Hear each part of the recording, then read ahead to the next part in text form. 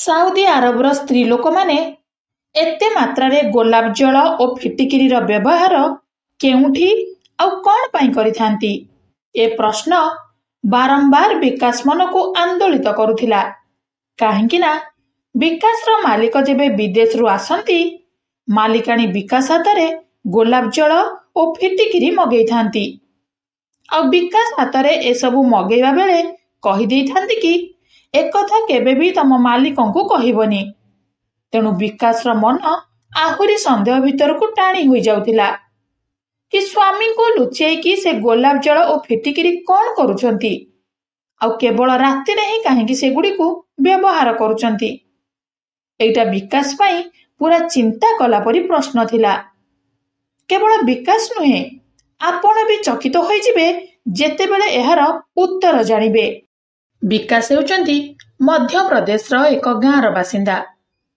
ଅଳ୍ପ ଶିକ୍ଷିତ ଯୁବକ, ଆଉ ଡ୍ରାଇଭର ଭାବରେ ସେ କାମ କରୁଥିବା ବେଳେ ସେତିକିରେ ଘର ଚଳିବା ମୁସ୍କିଲ ହେଉଥିଲା। ବାପା ମରିଯାଇଥିବା ବେଳେ ଭଉଣୀର ବିବାହ ବୟସ ହୋଇଯାଇଥିଲା, ଆଉ ଛୋଟ ଭାଇ ବି ପାଠ ପଢୁଥିଲା। ତା ସହିତ ମା ପାଇଁ ବି ପ୍ରତି ମାସରେ ଔଷଧ କିଣିବା ପାଇଁ ଟଙ୍କା ଦରକାର ଥିଲା। ତେଣୁ ଦରମା ଟଙ୍କାରେ ଏତେ ସବୁ ଖର୍ଚ୍ଚ ତୁଲାଇବା ସମ୍ଭବ ନଥିଲା। ତେଣୁ ବିକାଶ ସବୁବେଳେ ଚିନ୍ତାରେ ରହୁଥିଲେ। ବିକାଶର ଜଣେ ସାଙ୍ଗ ପ୍ରଭାତ ସାଉଦି ଆରବରେ ରହୁଥିଲେ। ତେଣୁ ବିକାଶ ଚିନ୍ତା କଲେ କି ପ୍ରଭାତର ସାହାଯ୍ୟ ନେବେ। ଯଦି ସାଉଦି ଆରବରେ କିଛି କାମ ମିଳିଯାଏ ତାହେଲେ ସେଠାକୁ ପଳେଇବେ। କାରଣ ପ୍ରଭାତ ବି ସାଉଦି ଆରବରେ ରହି ଅଧିକ 2 ପଇସା ରୋଜଗାର କରୁଥିଲେ। ପ୍ରଭାତ ବି ସାହାଯ୍ୟ କରିବାର ପ୍ରତିଶ୍ରୁତି ଦେଲେ। କିଛି ଦିନ ପରେ ପ୍ରଭାତ ବିକାଶ ପାଇଁ ଗୋଟିଏ ଚାକିରି ଖୋଜିଦେଲେ। ସାଉଦି ଆରବରେ ଜଣେ ସ୍ତ୍ରୀ ଲୋକଙ୍କ ପାଇଁ ଜଣେ ଡ୍ରାଇଭରର ଆବଶ୍ୟକତା ଥିଲା, ଆଉ ଏଥିପାଇଁ ବିକାଶକୁ ବି ଭଲ ଦରମା ମିଳିବ ବୋଲି ପ୍ରଭାତ କହିଲେ। ତେଣୁ କାଳ ବିଳମ୍ବ ନ କରି ବିକାଶ ସାଉଦି ଆରବ ଯିବା ପାଇଁ ସବୁ ପ୍ରସ୍ତୁତି ସାରିଦେଲେ। ଆଉ 1 ମାସ ଭିତରେ ସେ ପ୍ରଭାତଙ୍କ ସହାୟତାରେ ସାଉଦି ଆରବରେ ପହଞ୍ଚିଗଲେ। ଗୋଟିଏ ଦିନ ପ୍ରଭାତ ସହିତ ରହିବା ପରେ ପ୍ରଭାତ ବିକାଶକୁ ନେଇ ସେ ସ୍ତ୍ରୀ ଲୋକଙ୍କ ପାଖରେ ପହଞ୍ଚାଇ ଦେଲେ। ସେ ସ୍ତ୍ରୀ ଲୋକ ଜଣକ ବିକାଶକୁ ପାଦରୁ ମୁଣ୍ଡ ପର୍ଯ୍ୟନ୍ତ ଅନେଇଲେ। ବିକାଶ ବି ଜଣେ ହଟ୍ଟାକଟ୍ଟା ଆଉ 28 ବର୍ଷର ଯୁବକ ଥିଲେ। ସେଠୁ ବିକାଶକୁ ବିଭିନ୍ନ ପ୍ରଶ୍ନ ପଚାରିବା ପରେ ସେ ସ୍ତ୍ରୀ ଲୋକ ଜଣକ ରାଜି ହୋଇଗଲେ ବିକାଶକୁ ନିଜର ଡ୍ରାଇଭର ରଖିବା ପାଇଁ। ଆଉ ଏଥିପାଇଁ ବିକାଶକୁ ବି ଭଲ ଦରମା ଦେବାର ପ୍ରତିଶ୍ରୁତି ଦେଲେ। ବିକାଶ ବି ଖୁସି ହୋଇଗଲେ କି ଆସୁ ଆସୁ ତାଙ୍କୁ ଭଲ ଦରମାରେ ଚାକିରି ମିଳିଗଲା ବୋଲି। ସେଠୁ ସେ ସ୍ତ୍ରୀ ଲୋକ ଜଣକ ନିଜ ଘର ପାଖରେ ଥିବା ଗୋଟିଏ ରୁମ୍ ବିକାଶକୁ ଦେଇଦେଲେ, ଆଉ କହିଲେ କି ଆଜିଠୁ ତମେ ଏଇଠି ରହିବ। ଯେତେବେଳେ ବି ଦରକାର ପଡ଼ିବ ମତେ ବାହାରକୁ ନେଇକି ଯିବ। ସେଦିନଠାରୁ ବିକାଶ ବି ମନ ଲଗେଇ କାମ କଲେ। ସେ ସ୍ତ୍ରୀ ଲୋକ ଜଣକ ଯେଉଁଠିକୁ କହୁଥିଲେ ବିକାଶ ତାଙ୍କୁ କାରରେ ନେଇକି ଯାଉଥିଲେ।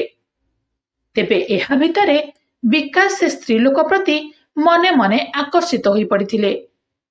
କାରଣ ସେ ସ୍ତ୍ରୀ ଲୋକ ଜଣକ ବି ବିକାଶର ସମସାମୟିକ ବୟସର ଥିଲେ, ଆଉ ପୁରା ସୁନ୍ଦର ଥିଲେ, ଯେମିତି କାଚ କଣ୍ଢେଇ, ଆଉ ଚେହେରା ଯେମିତି ଚିକ୍କଣ ଆଉ ମହମରେ ତିଆରି।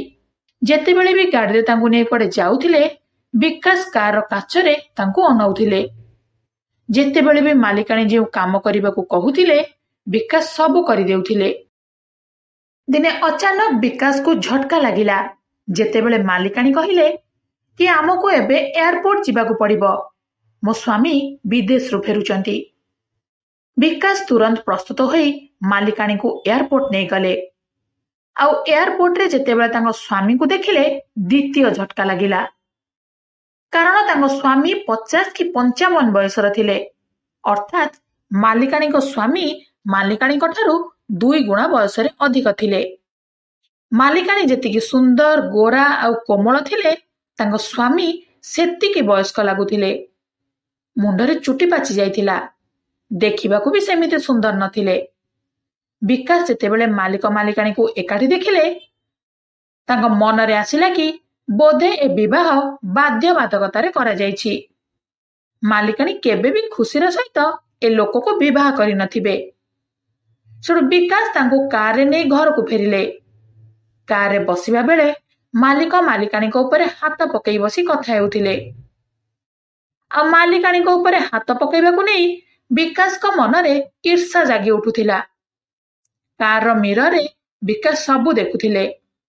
ଏପରିକି ତାଙ୍କ ଦେହରେ ନିଆଁ ଲାଗି ଯାଉଥିଲା। ମନରେ ଆସୁଥିଲା କି କାହିଁକି ସେ ବୁଢା ମାଲିକାଣୀକୁ ଛୁଉଁଛନ୍ତି ବୋଲି।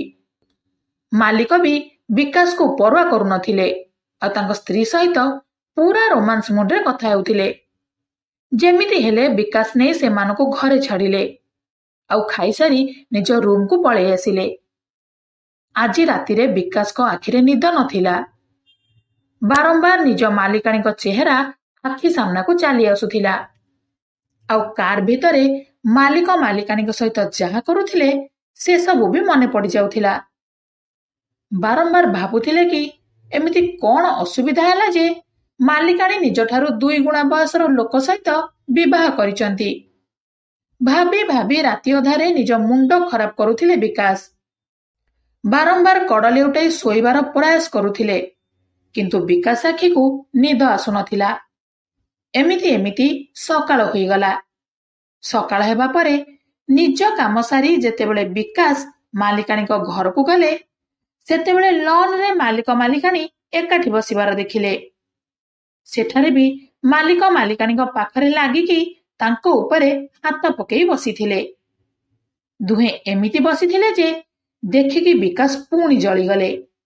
ସେଠୁ ବିକାଶକୁ ଦେଖି ମାଲିକାଣୀ ଟିକେ ଅଲଗା ହୋଇଗଲେ, କିନ୍ତୁ ତାଙ୍କ ସ୍ୱାମୀ ସେମିତି ତାଙ୍କୁ ଜାବୁଡି ଧରିବା ପାଇଁ ପ୍ରୟାସ କରୁଥିଲେ।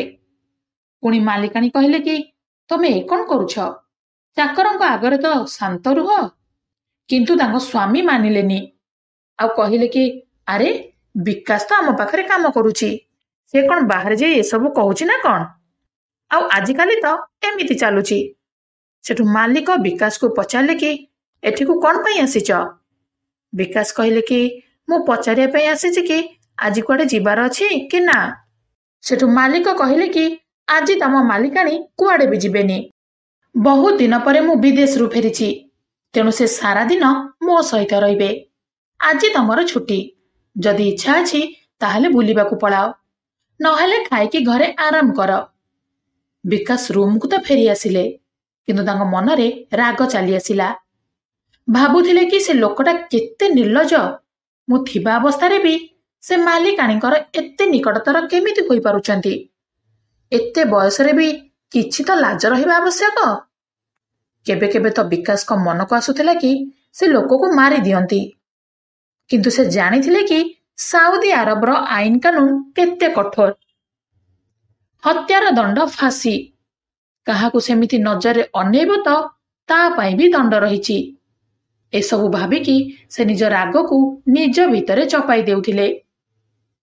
ଏମିତି ସବୁ ଭାବୁ ଭାବୁ ତାଙ୍କର କବାଟ ଠକ୍ ଠକ୍ ହେଲା ଆଉ ବିକାଶ ଯାଇ ଦେଖିବା ବେଳକୁ ମାଲିକାଣୀ କବାଟ ପାଖରେ ଛିଡା ହୋଇଛନ୍ତି। ସେଠୁ ମାଲିକାଣୀ ବିକାଶକୁ ସାଉଦି ଆରବର କିଛି ମୁଦ୍ରା ଦେଇ କହିଲେ କି ବିକାଶ, ଆଜି ମୁଁ ବାହାରକୁ ଯାଇପାରିବିନି। ମୁଁ ଯେଉଁ ଷ୍ଟୋରରୁ ଜିନିଷ ଆଣେ ତମେ ସେ ଷ୍ଟୋରରୁ ଗୋଲାପ ଜଳ ଓ ଫିଟିକିରି ନେଇକି ଆସ। ମୋ ନାଁ କହିଲେ ଷ୍ଟୋର କର୍ମଚାରୀ ତମକୁ ସବୁ ଦେଇଦବ ଆଉ କହିବ କି ସବୁଥର ଅପେକ୍ଷା ଏଥର 2 ଗୁଣା ଗୋଲାପ ଜଳ ଓ ଫିଟିକିରି ଦେବେ। ଶୁଣିକି ବିକାଶ ପୁରା ଆଶ୍ଚର୍ଯ୍ୟଚକିତ ହୋଇଗଲେ। ଭାବିଲେ କି ମ୍ୟାଡାମ ଏତେ ଫିଟିକିରି ଓ ଗୋଲାପ ଜଳ କଣ କରିବେ? ପୁଣି ସ୍ୱାମୀଙ୍କ ଆସିବା ପରେ 2 ଗୁଣା କଣ ଦରକାର? ସେଠୁ ସେ ମୁଣ୍ଡ ଆଉଁସି ଆଉଁସି ସେ ଷ୍ଟୋରକୁ ଚାଲିଗଲେ ଆଉ ସେଠି ଯାଇ ମାଲିକାଣୀଙ୍କ କଥା କହି 2 ଗୁଣା ଗୋଲାପ ଜଳ ଓ ଫିଟିକିରି ମାଗିଲେ। ଷ୍ଟୋର ମାଲିକ ଟିକେ ହସିଲେ ଆଉ ତାପରେ ସେତିକି ପରିମାଣର ଗୋଲାପ ଜଳ ଓ ଫିଟିକିରି ଦେଇଦେଲେ। ସେତିକି ନେଇ ଆସି ମାଲିକାଣୀକୁ ଦେଇଦେଲେ ଆଉ ମାଲିକାଣୀ ହାତରେ ଯେମିତି ଧରେଇ ଦେଇଛନ୍ତି, ମାଲିକାଣୀ ବି ଟିକେ ମୁରୁକି ହସି ଦେଇ ମୁହଁ ତଳକୁ କରି ନେଇଗଲେ। ଟିକେ ସମୟ ପରେ ପୁଣି ଆସି କହିଲେ କି ମୁଁ ଭୁଲିଗଲି ତମକୁ କହିବାକୁ କି କେବେ ବି ତମ ମାଲିକଙ୍କୁ ଏ କଥା କହିବନି। ମାଲିକାଣୀଙ୍କ କଥା ଶୁଣି ବିକାଶଙ୍କ ଦ୍ୱିଧା 2 ଗୁଣ ହୋଇଗଲା। ସେ ସନ୍ଦେହ ଭରା ମନ ନେଇ ଅନ୍ୟ ଚାକରଙ୍କୁ ବି ଏକଥା ପଚାରିଲେ କି ଗୋଲାପ ଜଳ ଓ ଫିଟିକିରି ନେଇ କଣ କରୁଛନ୍ତି ମାଲିକାଣୀ? ସେମାନେ ବି ହସିବାକୁ ଲାଗିଲେ। କହିଲେ କି ଆରେ କେମିତିକା କଥା ପଚାରୁଛ? ଏଠାରେ ସ୍ତ୍ରୀ ଲୋକମାନେ ତ ଗୋଲାପ ଜଳ ଓ ଫିଟିକିରି ପାଇଁ ପାଗଳ। ସେଠୁ ବିକାଶ ବି ଚିନ୍ତାରେ ପଡିଗଲେ କି କଣ ପାଇଁ ସାଉଦି ଆରବର ସ୍ତ୍ରୀ ଲୋକମାନେ ଗୋଲାପ ଜଳ ଓ ଫିଟିକିରି ପାଇଁ ଏତେ ପାଗଳ। ସେମାନେ ଏହାକୁ ନେଇ କଣ କରନ୍ତି, କେଉଁଠି ଆଉ କେତେବେଳେ ଲଗାନ୍ତି ନା ଆଉ କଣ କରନ୍ତି? ସେଠୁ ବିକାଶ ଭାବିଲେ କି ଏକଥା ଯାଇ ସେ ଷ୍ଟୋରରେ ପଚାରିବି। ସେଠୁ ସେ ଯେତେବେଳେ ଷ୍ଟୋରରେ ପହଞ୍ଚିଲେ, ଷ୍ଟୋର ମାଲିକ ପଚାରିଲେ କି କଣ ହେଲା, କଣ ତମ ମ୍ୟାଡାମଙ୍କର ଗୋଲାପ ଜଳ ଆଉ ଫିଟିକିରି କମ ପଡିଗଲା କି? ବିକାଶ କହିଲେ କି ସାର୍, ମୁଁ ପଚାରିବାକୁ ଆସିଥିଲି କି ସାଉଦି ଆରବର ସ୍ତ୍ରୀ ଲୋକମାନେ ଗୋଲାପ ଜଳ ଓ ଫିଟିକିରି ନେଇ କଣ କରନ୍ତି? ସେଠୁ ମାଲିକ ଜଣକ ବିକାଶଙ୍କ ଆଡକୁ କେମିତି ଅଜବ ନଜରରେ ଅନେଇକି କହିଲେ କି ଆମର ଏଠି ସେସବୁର ବହୁତ ଚାହିଦା ରହିଛି ସ୍ତ୍ରୀ ଲୋକଙ୍କ ଭିତରେ। ଏସବୁ ଆସୁ ଆସୁ ବିକ୍ରି ହୋଇଯାଉଛି। ମୁଁ ଡବଲ ଦାମରେ ଏସବୁ ବିକ୍ରି କରୁଛି, ତଥାପି ଚାହିଦା ପ୍ରବଳ ରହୁଛି। ପୁରା ଅଞ୍ଚଳରେ ମୋ ଷ୍ଟୋରରୁ ହିଁ ସମସ୍ତେ ଗୋଲାପ ଜଳ ଓ ଫିଟିକିରି ନେଉଛନ୍ତି। ସେଠୁ ବିକାଶ କହିଲେ କି ହଁ ହଁ, ଏସବୁ ତ ଠିକ ଅଛି, ହେଲେ ଏସବୁ ନେଇ ସେମାନେ କଣ କରନ୍ତି ଏକଥା ତ କୁହନ୍ତୁ। ସେଠୁ ଷ୍ଟୋର ମାଲିକ କହିଲେ କି ତମେ ଏସବୁକୁ ନେଇ ମୁଣ୍ଡ ଖେଳାନି, ତମେ ବିଦେଶ ଲୋକ, ଆଉ ଏହା ଏକ ଗୁପ୍ତ କଥା। ଆଉ ଆମ ଦେଶର ଗୁପ୍ତ କଥା ତମକୁ କେମିତି କହିଦେବି? ବିକାଶ ଦ୍ୱନ୍ଦ୍ୱରେ ପଡି ସେଠାରୁ ପଳେଇ ଆସିଲେ। ଆଉ ରୁମରେ ପଡି ପଡି ଦୁଇଟି କଥାକୁ ଭାବି ଚାଲିଥିଲେ। ପ୍ରଥମେ ମାଲିକାଣୀଙ୍କ କଥା ଭାବୁଥିବା ବେଳେ ଦ୍ୱିତୀୟରେ ଗୋଲାପ ଜଳ ଓ ଫିଟିକିରି କଥା ତାଙ୍କୁ ସୁଆଇ ଦେଉନଥିଲା। ତେବେ ମାଲିକାଣୀଙ୍କ କଥା ଭାବିବା ବେଳେ ଏବେ ମନରେ ପ୍ରଶ୍ନ ଆସୁଥିଲା କି ଏଠାର ଆଇନ ଶକ୍ତ, ଯଦି ଭୁଲରେ ବି ମାଲିକାଣୀ ତାଙ୍କ ନାଁରେ ଅଭିଯୋଗ କରିଦିଅନ୍ତି ତାହେଲେ ବଡ ଅସୁବିଧା ହୋଇଯିବ। କିନ୍ତୁ ସେ କଣ କରିଥାନ୍ତେ? ସେ ହୃଦୟ ଆଗରେ ହାରି ଯାଇଥିଲେ। ଗୋଟିଏ ପଟରେ ତାଙ୍କର ବୁଦ୍ଧି କହୁଥିଲା କି ଏସବୁ ଭୁଲ କଥା, ତୁ ଏଠାକୁ ରୋଜଗାର କରି ପରିବାର ଚଳେଇବା ପାଇଁ ଆସିଛୁ, ମାଲିକାଣୀକୁ ଏମିତି ନଜରରେ ଦେଖିବା ଠିକ ନୁହେଁ। ଅନ୍ୟ ପଟରେ ହୃଦୟ ମାନିବା ପାଇଁ ପ୍ରସ୍ତୁତ ନଥିଲା। ଯେତେବେଳେ ବି ମାଲିକାଣୀକୁ ଦେଖୁଥିଲେ ପୁରା ପ୍ରେମ ଭରା ନଜରରେ ଦେଖୁଥିଲେ, ଆଉ ଭାବୁଥିଲେ କି ତାଙ୍କ ମାଲିକାଣୀ ବି ତାଙ୍କୁ ଏମିତି ଭଲ ପାଆନ୍ତେ କି? ଏସବୁ ଭିତରେ ଯେତେବେଳେ ମାଲିକାଣୀ କହିଲେ କି ଏବେ ମୋ ସ୍ୱାମୀ ପୁଣି ବିଦେଶ ଫେରିଯିବେ, ବିକାଶ ପୁରା ଖୁସି ହୋଇଗଲେ। ଲାଗୁଥିଲା ଯେମିତି ଖୁସିରେ ନାଚିବେ। ମାଲିକ ଯିବା ପରଦିନ ମାଲିକାଣୀ ବିକାଶକୁ ନେଇ ପୁଣି ସପିଂ କରିବା ପାଇଁ ଚାଲିଗଲେ। ସପିଂ କରିବା ବେଳେ ଏକ କ୍ୟାଫେକୁ ଗଲେ ମାଲିକାଣୀ। ନିଜେ ଖାଇବା ସହିତ ବିକାଶକୁ ବି ଖାଇବା ପାଇଁ ପଚାରିଲେ। ଆଉ ଖାଇସାରିବା ପରେ ବିକାଶକୁ କହିଲେ କି ଏବେ ସେ ଷ୍ଟୋରକୁ ଚାଲ ଯେଉଁଠୁ ତମେ ମତେ ଗୋଲାପ ଜଳ ଓ ଫିଟିକିରି ଆଣି ଦେଇଥିଲ। ତମେ ଆଣିଥିବା ସେସବୁ ଜିନିଷ ସରିଯାଇଛି। ପୁଣି ଗୋଲାପ ଜଳ ଓ ଫିଟିକିରି କଥା ଶୁଣି ବିକାଶ ମନରେ ଯେମିତି ପ୍ରଶ୍ନର ପାହାଡ ମାଡି ବସିଲା। ଏହା ଏକ ଏମିତି କଥା ଥିଲା ଯାହାର ଉତ୍ତର ବିକାଶ ପାଇପାରୁନଥିଲେ। ଯେତେ ଥର ବି ମ୍ୟାଡାମକୁ ଏକଥା ପଚାରିଛନ୍ତି, ମ୍ୟାଡାମ କହିନଥିଲେ। କେତେବେଳେ କଥା ଟାଳି ଦେଉଥିଲେ ତ କେତେବେଳେ ଅନ୍ୟ କାମ ବତେଇ ଦେଉଥିଲେ। କେତେବେଳେ କହୁଥିଲେ କି ତମେ ଏସବୁ କଥା ଜାଣିବା ଦରକାର ନାହିଁ, ଏସବୁ ସ୍ତ୍ରୀ ଲୋକଙ୍କର କାମରେ ଲାଗୁଛି। କିନ୍ତୁ ଆଜି ବିକାଶ ନିଶ୍ଚୟ କରିଦେଇଥିଲେ କି ଯେମିତି ହେଲେ ମ୍ୟାଡାମକୁ ଏ କଥା ପଚାରିବେ କି ଏସବୁ ସେମାନେ କଣ କରୁଛନ୍ତି। ଆଉ ଯଦି ଏତେ ଅଧିକ ଦରକାର ହେଉଛି ତାହେଲେ ଗୋଟିଏ ଥରରେ ନେଇ କାହିଁକି ରଖିଦେଉନାହାନ୍ତି? ଏହାପରେ ବିକାଶ ମାଲିକାଣୀଙ୍କୁ ନେଇ ସେ ଷ୍ଟୋରରେ ପହଞ୍ଚିଗଲେ। ଆଉ ସବୁ ଜିନିଷ କିଣିବା ପରେ ପୁଣି ଘରକୁ ଫେରୁଥିଲେ। ଆଜି ମାଲିକାଣୀ କାରର ପଛ ସିଟରେ ନ ବସି ଆଗରେ ବସିଲେ। କିଛି ବାଟ ଯିବା ପରେ ବିକାଶ ନମ୍ରତାର ସହିତ କହିଲେ କି ମ୍ୟାଡାମ, ଯଦି କିଛି ଖରାପ ନ ଭାବିବେ କିଛି କଥା ପଚାରିବାର ଥିଲା। ସେଠୁ ମାଲିକାଣୀ କହିଲେ କି କଣ ପଚାରିବ? ସେଠୁ ବିକାଶ କହିଲେ ମ୍ୟାଡାମ, ମାଲିକ ଆପଣଙ୍କ ଠାରୁ ବୟସରେ ଏତେ ବଡ, ଆପଣ କଣ କିଛି ଅସୁବିଧାରେ ପଡି ତାଙ୍କୁ ବିବାହ କରିଥିଲେ କି? କାରଣ ମାଲିକଙ୍କ ସହିତ ଆପଣଙ୍କର କିଛି ବି ତାଳମେଳ ନାହିଁ, ତେଣୁ ନିଶ୍ଚୟ କିଛି କାରଣରୁ ଆପଣ ଏ ବିବାହ କରିଥିବେ। ଏ ପ୍ରଶ୍ନ ଶୁଣି ମାଲିକାଣୀ ପୁରା ରାଗି ଯାଇ ବିକାଶକୁ ଅନେଇଲେ। କହିଲେ କି ତମେ ମୋ ପାଖରେ ଚାକିରି କରୁଛ, ତେଣୁ ତମ କାମରେ ମତଲବ ରଖ, ତମ ଔକାତରେ ରୁହ, ମାଲିକ ହେବାର ଚେଷ୍ଟା ବି କରନି। ମୋ ଜୀବନ ଭିତରକୁ ପଶିବାର କୌଣସି ପ୍ରଚେଷ୍ଟା ହିଁ କରନି, ନହେଲେ ତମେ ଅସୁବିଧାରେ ପଡିବ। ମାଲିକାଣୀଙ୍କ ମୁହଁରୁ ଏମିତି କଥା ଶୁଣି ବିକାଶଙ୍କର ଯେମିତି ବୁଦ୍ଧି ହଜିଗଲା। ସେ ଭାବୁଥିଲେ କି ଯେଉଁ ମାଲିକାଣୀ ତାଙ୍କ ସହିତ ଭଲରେ କଥା ହେଉଥିଲେ ଏବେ ଏବେ ତାଙ୍କୁ ଡାକି କାଫେରେ ଖାଇବାକୁ ବି ଦେଲେ। ଡ୍ରେସ୍ କିଣିବା ସମୟରେ ବି ମାଲିକାଣୀ ତାଙ୍କୁ ପଚାରୁଥିଲେ, କିନ୍ତୁ ଆଜି ଏଇ ଗୋଟିଏ ପ୍ରଶ୍ନରେ ତାଙ୍କୁ ତାଙ୍କ ଔକାତ ଦେଖେଇଦେଲେ। ତାଙ୍କ ମନରେ ମାଲିକାଣୀଙ୍କୁ ନେଇ ଯେଉଁ ଛବି ବସା ବାନ୍ଧିଥିଲା ତାହା ଆଜି ଓହ୍ଲେଇଗଲା। ପୁଣି ବିକାଶ ଚୁପ୍ ହୋଇଗଲେ ଆଉ ମାଲିକାଣୀଙ୍କୁ ଘରେ ଛାଡ଼ି ନିଜ ରୁମ୍କୁ ଆସି ବେଡ୍ରେ ଗଡ଼ି ପଡ଼ିଲେ। ପୁଣି ସେଇ ପ୍ରଶ୍ନ ମନକୁ ଆନ୍ଦୋଳିତ କଲା କି ସତରେ କ'ଣ ମାଲିକାଣୀ କିଛି ଅସୁବିଧାରେ ପଡ଼ି ମାଲିକଙ୍କୁ ବାହା ହୋଇଛନ୍ତି? ମୋତେ ଏମିତିକା ପ୍ରଶ୍ନ ବୋଧେ ପଚାରିବାର ନଥିଲା। ଏମିତି କେତେ କ'ଣ ପ୍ରଶ୍ନ ମନରେ ଆସୁଥିବା ବେଳେ ତାଙ୍କୁ କେତେବେଳେ ନିଦ ହୋଇଯାଇଥିଲା। ଆଉ ସକାଳୁ ଉଠିବା ବେଳକୁ କବାଟ ପାଖରେ ମାଲିକାଣୀ ଛିଡ଼ା ହୋଇଥିଲେ ଆଉ ପଚାରିଲେ କି କାଲି ରାତିରେ କ'ଣ ନିଦ ହେଇନଥିଲା କି ଏତେ ସମୟ ଯାଏଁ ଶୋଇଛ?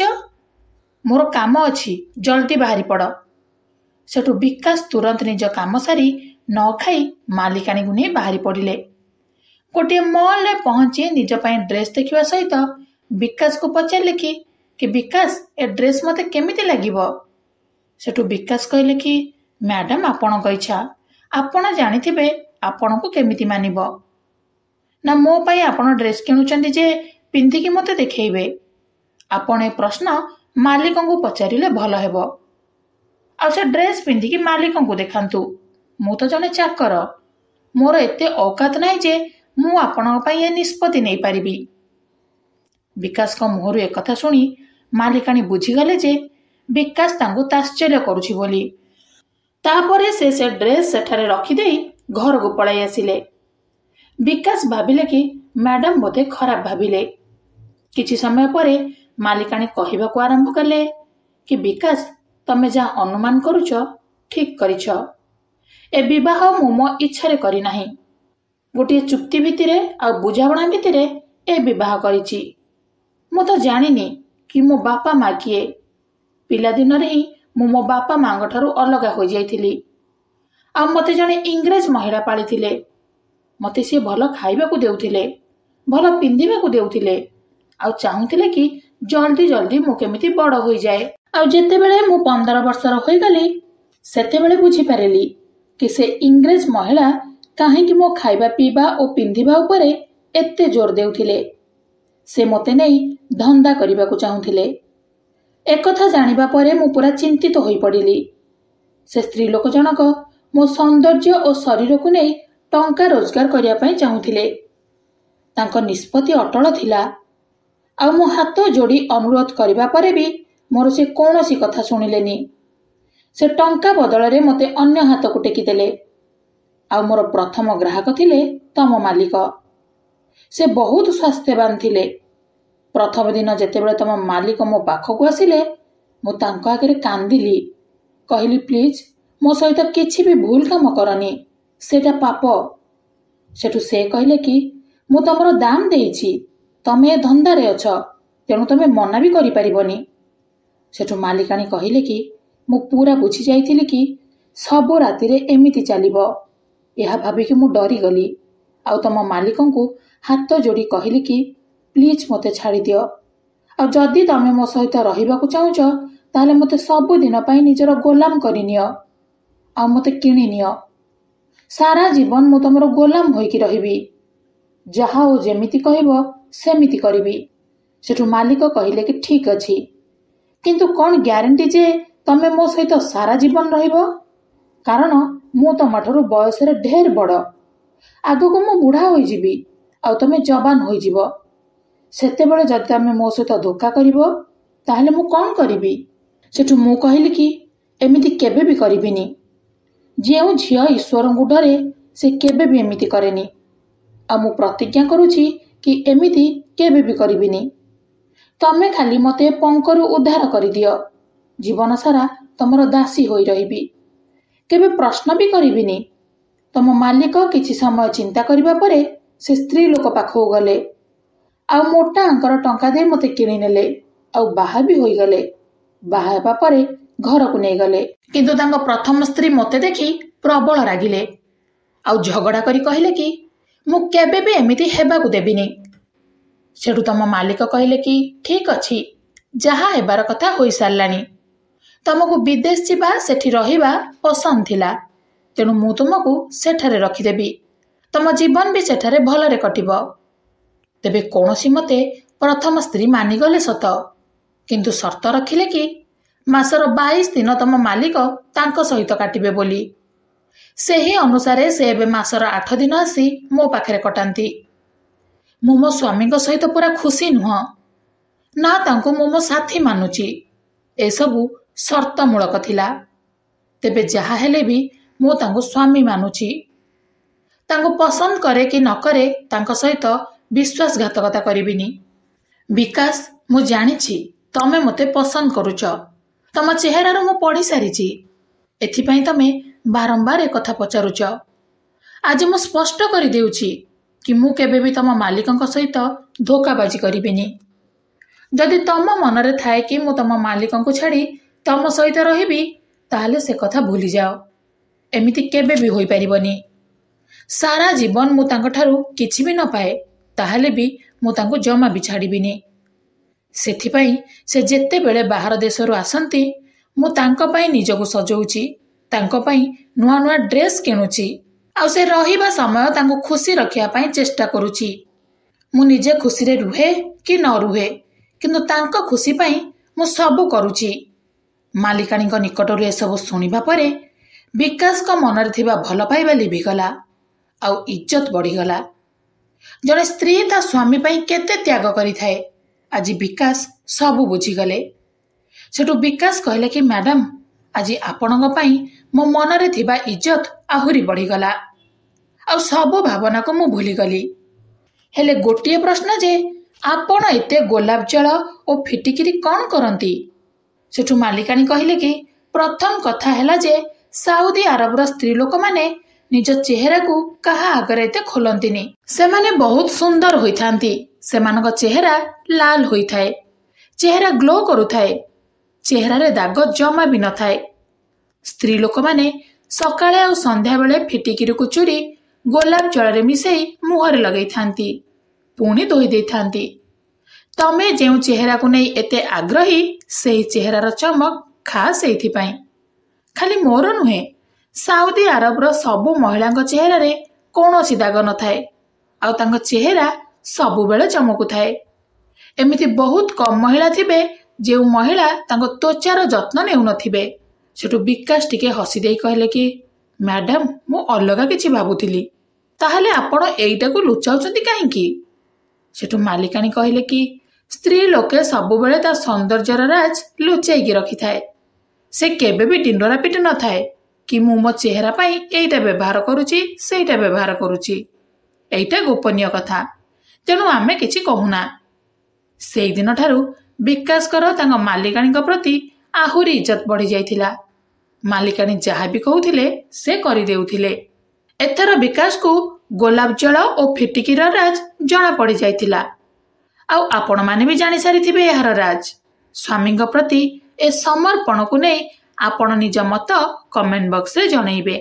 ଭିଡିଓ ଭଲ ଲାଗିଥିଲେ ଲାଇକ୍ ସେୟାର କରିବା ସହିତ ଚ୍ୟାନେଲ ସିକ୍ରେଟ ଷ୍ଟୋରିକୁ ସବସ୍କ୍ରାଇବ କରିଦେବେ। ବେଲ୍ ଆଇକନକୁ ଅନ୍ କରିବାକୁ ଜମାରୁ ବି ଭୁଲିବେନି। ଆଉ ହଁ, ଆମ ଫେସବୁକ୍ ପେଜକୁ ବି ଫଲୋ କରିବାକୁ ଅନୁରୋଧ। ଧନ୍ୟବାଦ।